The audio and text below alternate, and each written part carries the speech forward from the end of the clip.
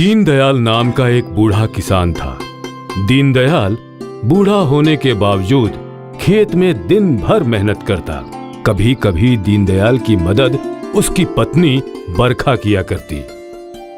दीनदयाल के 2 जवान बेटे थे, भूवल और धवल। दोनों सिर्फ खाना खाने के वक्त दिखाई देते। बेटा भूवल, अब मैं बूढ़ा हो गया हूँ, मुझसे खेत का काम नहीं होता, क्यों न तुम मेरी मदद कर दो। बाबा, मुझे दिन भर खेत में पसीना बहाने का कोई शौक नहीं। आप धवल से कहिए, वो आपकी मदद करेगा। भैया, अगर आपको काम नहीं करना तो सीधे मना कर दीजिए, सब मुझ पे क्यों लाद देते हो? मैंने कहा तुझ पे कुछ लादा? अभी तो आपने बाबा को मुझे खेत में काम करने के लिए जाने को कहा। तो क्या हुआ, तू भी मना कर देना। वो तो मैं करूँगा ही, पर आप ऐसा मत किया करो। चुप बैठो दोनों, जब देखो लड़ते रहते हो। तुम दोनों को तो सिर्फ मौका चाहिए झगड़ने का। दोनों भाई शांत होके खाना खाने लगे और दीनदयाल और उसकी पत्नी निराश हो गए। भूवल और धवल खाना खाके निकल गए। अब तुम ही बताओ भाग्यवान, मैं क्या करूं? आप ही ने इन्हें बिगाड़ दिया है। मैं ना कहती थी कि इन्हें बचपन से ही काम काज सिखाइए। अगर मेरी बात सुनी होती तो आज ऐसा नहीं होता। हाँ, मुझसे बहुत बड़ी गलती हो गई।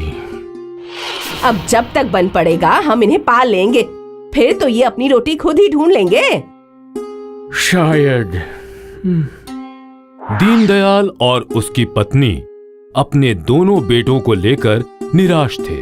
अगले दिन सुबह दीनदयाल खेत के लिए निकल गया और फिर बरखा अपने बेटों के पास गई। अरे, तुम दोनों कुछ काम करोगे या सिर्फ खाते ही रहोगे? इतने बड़े हो गए फिर भी कुछ नहीं करते। थोड़ा अपने पिताजी का हाथ बटा लोगे तो क्या घट जाओगे? देखो तो, वो दिन भर खटते रहते हैं ताकि तुम दोनों खा सको, और एक तुम हो जिनके कानों में जूं तक नहीं रेंगती। दोनों के दोनों निकम्मे हो। माँ की जली कटी का भूवल और धवल पे कोई असर नहीं हो रहा था। दिन बीतते गए और दीनदयाल की तबीयत खेत में काम कर करके खराब होने लगी। वो फिर भी दिन में खेत में काम करता और शाम होते ही खांसते खांसते घर लौटता।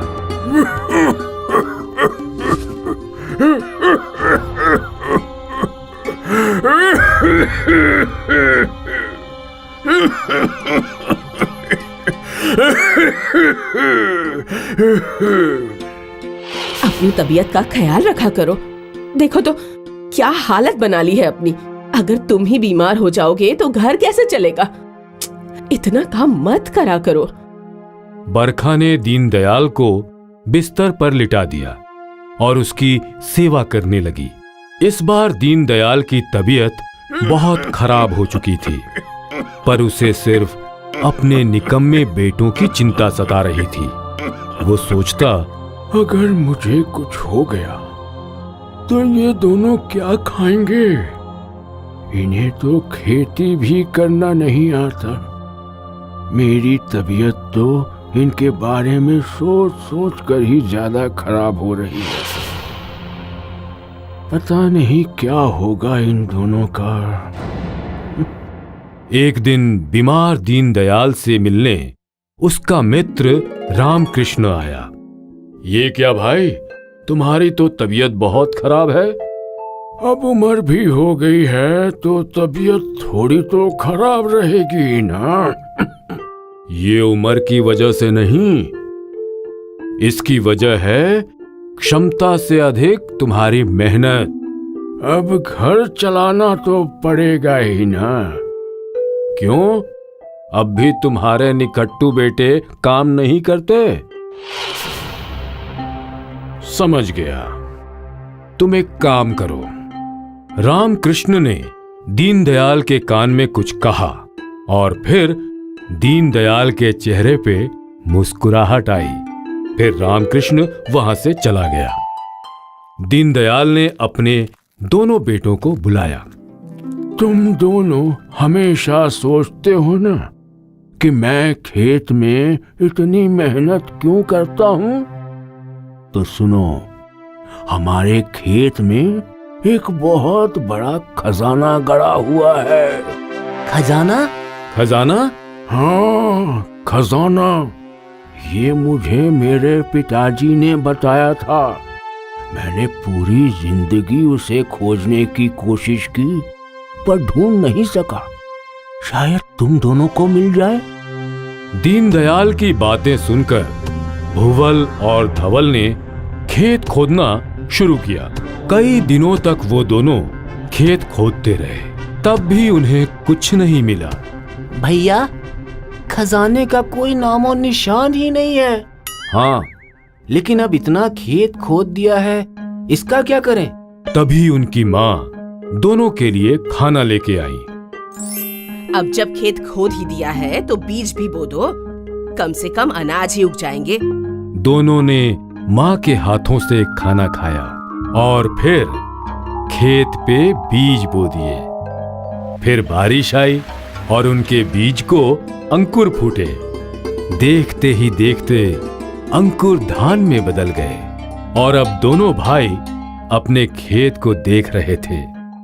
भैया, खेत में तो धान उग गए हैं। हाँ, फसल तो बहुत अच्छी दिख रही है। चलो इन्हें काटते हैं। दोनों भाइयों ने फसल काटना शुरू किया और सारा धान काट के उन्होंने एक व्यापारी को बेच दिया, जिससे उन्होंने बहुत सारे पैसे कमा लिए। दोनों भाई मिले हुए पैसे देख बहुत खुश हुए। देखो, हमने कितने पैसे कमाए। चलो बाबा को ये दिखाते हैं। हाँ भैया, हमारी मेहनत रंग लाई। दोनों भाई खुशी खुशी अपने बाबा के पास पहुंचे। ये देखिए हमारी कमाई। बहुत अच्छे। और पता है पिताजी, हमने आपसे भी ज्यादा कमाया। भगवान करे तुम दोनों और मेहनत करो और इससे भी ज्यादा कमाओ। खुश रहो मेरे बच्चों।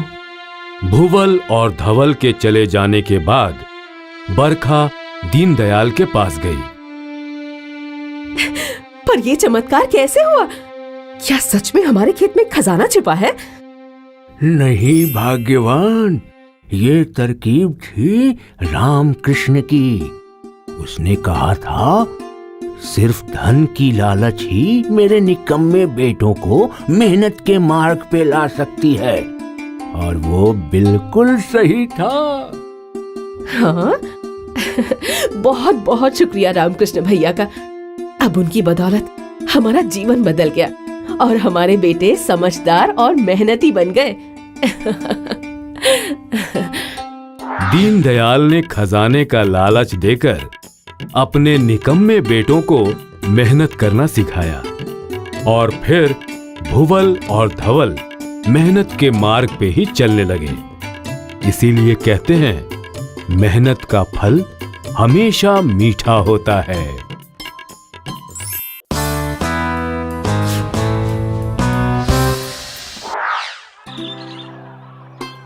नत्थू और शंभू बहुत अच्छे दोस्त थे। नत्थू एक दूध वाला था जो अपनी पत्नी पद्मा के संग बहुत हंसी खुशी रहा करता था और उसका मित्र शंभू अपनी पत्नी जया और बेटे राजू के संग हंसी खुशी मुर्गियां पालता। नत्थू गांव में घूम घूम के दूध बेचता और शंभू घूम घूम के अंडे। दिन के अंत में दोनों एक दूसरे को मिलते और नत्थू शंभू को अपनी साइकिल पे बैठाकर घर की ओर चल पड़ता। कैसा था आज का दिन? एकदम बढ़िया जी। सब अंडा खत्म हो गया। बढ़िया है, हमारा भी सारा दूध खत्म हो गया। शंभू का घर आ गया और वो उतर गया। शाम को मिलता हूँ चौपाल पे और हम आते आते मूंगफली भी ले आएंगे। हाँ, ऐसा बोल नत्थू अपने घर की ओर निकल गया। नत्थू और शंभू रोज शाम को चौपाल पे मिला करते। ये इनकी रोज की दिनचर्या थी। आज वो लोग मूंगफलियां भी खा रहे थे। भैया शंभू, ये बताओ, हम लोग रोज मेहनत करते हैं और अपना घर चलाते हैं, लेकिन क्या हम लोग कभी अमीर बन पाएंगे? पता नहीं, पर किसे अमीर बनने की फिक्र। हम तो मस्त हैं, भर पेट खाना खाते हैं, बीवी बच्चे सब खुश, और क्या चाहिए जिंदगी में। दोनों बातें कर रहे थे, तभी एक सिद्ध बाबा वहां पहुंचे। शंभू और नत्थू बाबा को देखने लगे। क्या हुआ शंभू? मुझे इस तरह क्यों घूर रहे हो? बाबा, आपको मेरा नाम कैसे पता है? मुझे तो तुम्हारे दोस्त नत्थू का भी नाम पता है। जय हो बाबा की। नत्थू बाबा के पास आया। बाबा, आप तो महान हैं। आप जब हमारा नाम जानते हैं तो आपको ये भी पता होगा कि हम अमीर कब बनेंगे। बाबा ने आंखें बंद की। तुम दोनों अगर एक दूसरे का साथ दो तो जरूर अमीर बन जाओगे। मतलब बाबा? बाबा ने अपनी आंखें खोली। अगर तुम दोनों चलकर रेगिस्तान में जाओ और दोनों एक दूसरे का साथ दो तो तुम्हें खजाना अवश्य मिलेगा। खजाना? खजाना? हाँ, लेकिन तुम दोनों को एक दूसरे का साथ देना होगा। रेगिस्तान का सफर मुश्किल तो होगा, पर तुम्हें एक दूसरे का साथ नहीं छोड़ना है। भगवान तुम्हारी इच्छा पूरी करें। ऐसा कहकर वो बाबा वहां से चले गए। क्या हमको सच में खजाना मिल सकता है? मुझे नहीं पता, पर बाबा पहुंची हुई चीज है। इसके बाद दोनों अपने अपने घर चले गए। नत्थू जब अपनी पत्नी के साथ खाना खा रहा था। पद्मा, तुमको पता है आज क्या हुआ? आपके साथ क्या हुआ ये हमको कैसे पता चलेगा? और हमारे साथ जो हुआ वो हम आपको काहे बताएं? अरे ओ, आज हम और शंभू चौपाल पे बैठे थे, गप्पे मार रहे थे, तो भी एक बाबा वहां आए। उसमें कौन बड़ी बात है? ये बाबा लोग तो कहीं भी आते जाते हैं। वो बाबा कोई आम बाबा नहीं थे, वो तो सिद्ध बाबा थे। उन्होंने शंभू और हमें नाम से बुलाया। फिर क्या हुआ? फिर का बाबा बोले कि हम और शंभू अगर साथ में रेगिस्तान का सफर करें तो हमें खजाना मिलेगा। का खजाना? नत्थू की पत्नी खजाने की बात सुन के चौंक गई। अगले दिन फिर नत्थू और शंभू दोनों चौपाल पे पहुंचे। भाई नत्थू, मुझे लगता है कि बाबा की बातों में कुछ ना कुछ तो सच्चाई होंगी।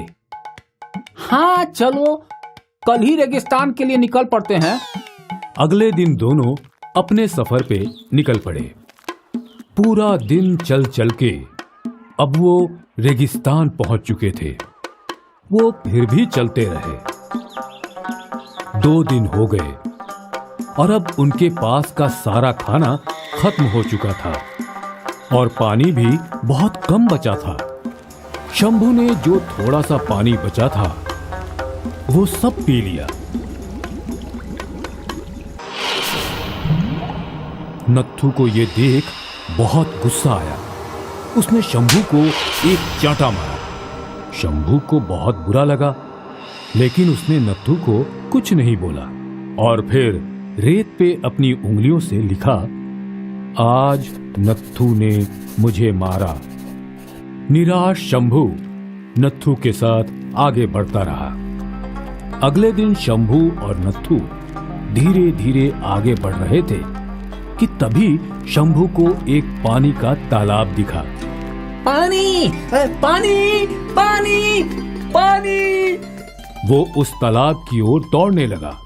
नत्थू को कुछ समझ नहीं आ रहा था कि शंभू क्यों दौड़ रहा है और कुछ ही दूर दौड़कर शंभू रेत के दलदल में डूबने लगा। बचाओ! अरे मुझे बचाओ! नत्थू, नत्थू, मुझे बचाओ। नत्थू शंभू के पास दौड़ा और अपनी पूरी ताकत लगा के उसने शंभू की जान बचाई।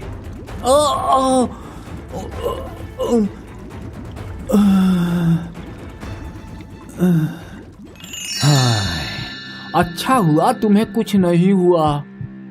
धन्यवाद दोस्त। शंभू ने पास ही पड़ा एक पत्थर उठाया और उस पर दूसरे पत्थर से गोदना शुरू किया। आज नत्थू ने मेरी जान बचाई। शंभू भैया, ये तुम का लिखते रहते हो? कभी रेत पे तो कभी पत्थर पे। जब तुमने मुझे मारे तो मैं रेत पे लिखता था कि बहती हुई हवा उसे मिटा दे और मैं उस थप्पड़ को भूल जाऊं, और अभी पत्थर पे गोदा ताकि वो कभी न मिटे और मुझे हमेशा याद रहे।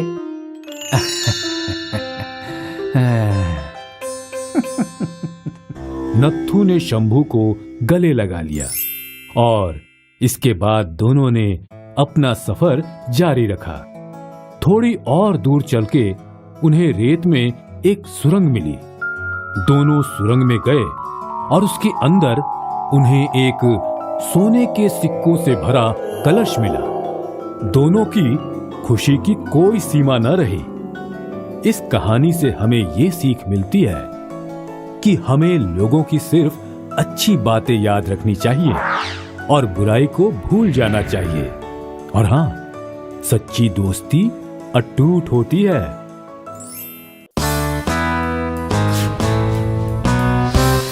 वहाँ देखो हर्ष, एक आम।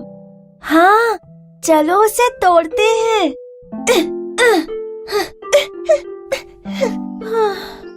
एक आइडिया है, आराम से। मिल गया, मुझे आम मिल गया। लाओ, आम मुझे दो। नहीं, तुम्हें क्यों? क्योंकि ये आम मेरा है, तुम्हारा नहीं, मेरा है। अगर तुम मेरे कंधों पर नहीं चढ़ते तो तुम्हें आम नहीं मिलता, तो ये आम मेरा हुआ। लेकिन मैंने इसे तोड़ा है। नहीं, मैंने कहा ना, मेरा है, मेरा, मेरा, मेरा है। नहीं, मेरा है। तुम दोनों फिर लड़ रहे हो। हर्ष ने मुझ पे चढ़ के ये आम तोड़ा, तो ये मेरा हुआ ना। लेकिन दादी, तोड़ा तो मैंने, तो मेरा हुआ। तो ये बात है। चलो, तुम्हें एक कहानी सुनाती हूँ, फिर खुद ही सोच लो किसका आम है ये। कई सालों पहले एक जंगल से एक अंधा गुजर रहा था। वो यहाँ वहाँ टकरा रहा था।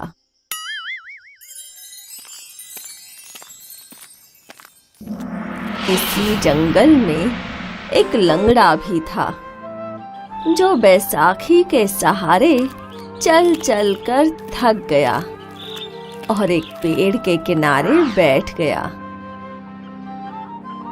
कुछ देर बाद वो अंधा उसी पेड़ के पास आया और एक पत्थर से टकराकर गिर गया। अरे क्या हुआ भाई, तुम ठीक तो हो? हाँ, ठीक हूँ। मुझे तो इसकी आदत हो गई है, जन्म से ही अंधा हूँ ना।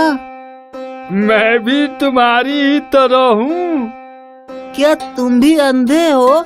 नहीं नहीं, मैं पैरों से अपाहिज हूँ, मैं चल नहीं सकता। अरे रे रे, ऊपर वाले ने हम दोनों को अधूरा बना दिया। वैसे भाई, तुम कहाँ जा रहे हो? यही बगल वाले गांव में। मैं भी वहीं जा रहा हूँ। क्यों ना हम एक काम करें? मैं देख नहीं सकता और तुम चल नहीं सकते, तो एक काम करो, तुम मेरी पीठ पर सवार हो जाओ। मैं तुम्हारे पैर बन जाऊंगा और तुम मेरी आंखें। अरे वाह, इससे तो हम जल्दी दूसरे गांव पहुंच जाएंगे बिना किसी तकलीफ के। लंगड़ा अंधे पर सवार हो गया और उन्होंने अपना सफर शुरू किया। दोनों एक दूसरे से बातें करते चलते गए। दोनों बहुत खुश थे। जब दोनों एक बड़े से पेड़ के बगल से गुजर रहे थे तो भाई, इस पेड़ के अंदर से बहुत रोशनी आ रही है। तो भाई एक काम करो, मुझे वहाँ ले चलो। अंधा और लंगड़ा दोनों वहां गए और उन्हें वहां एक सोने के सिक्कों से भरा मटका मिला। भाई, यहाँ तो एक सोने के सिक्कों से भरा मटका है। अरे वाह, हमारा तो भाग्य ही खुल गया। दोनों ने वो मटका लिया और उसी तरह गांव पहुँचे। गांव पहुंचकर भाई, अगर मैं तुम्हें उस पेड़ तक नहीं ले जाता तो ये खजाना नहीं मिलता। तो ये खजाना मेरा हुआ। अगर मैं रोशनी नहीं देखता तो तुम्हें ये नहीं मिलता। तो ये मेरा हुआ। नहीं, ये मेरा है। नहीं, मेरा है। इन दोनों का झगड़ा एक सज्जन इंसान ने देख लिया। क्या मसला है भाई? आप दोनों लड़ क्यों रहे हैं? दोनों ने अपनी कहानी बताई।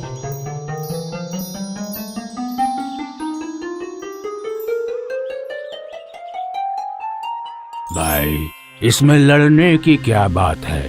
आप अगर खजाना नहीं देखते तो ये उस खजाने के पास आपको नहीं ले जा पाते। आप दोनों एक दूसरे के बगैर ये खजाना नहीं पा सकते थे। तो ये खजाना आप दोनों का बराबर बराबर का हुआ। आप दोनों इसे आपस में बांट लें। अंधे और लंगड़े दोनों ने खजाना आपस में बांट लिया और वो दोनों हमेशा साथ खुश रहे। तो इस कहानी से क्या सीख मिली तुम्हें? यही कि हमें अपनी चीजें आपस में बांट लेनी चाहिए और हमें लड़ाई नहीं करनी चाहिए। बहुत अच्छे मेरे बच्चों। लाओ, अब मैं ये आम काटती हूँ और तुम दोनों मिलकर इसे खाओ।